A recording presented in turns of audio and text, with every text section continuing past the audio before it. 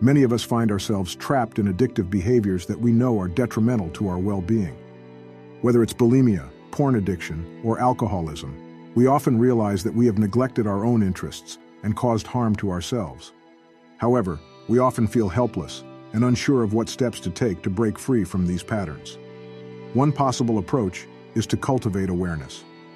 It is important to pay attention to the moments when the desire to engage in addictive behaviors arises within us.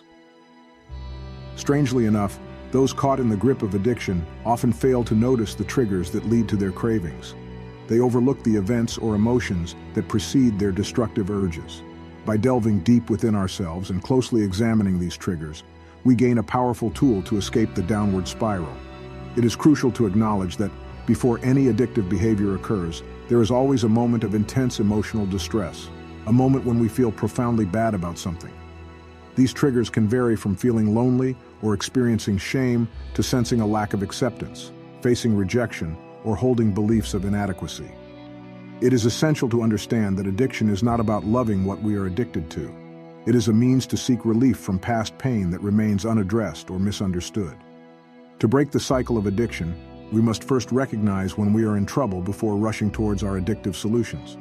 We need to be aware that for various reasons, we have become deeply saddened and hopeless about ourselves, placing ourselves in a dangerous situation. This is when self-compassion becomes vital. Developing the ability to observe our moods and emotions more attentively allows us to create a gap between feeling hurt and resorting to self-destructive behaviors.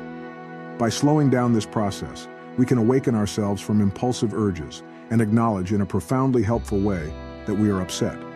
Simply realizing our distress is already a significant step forward.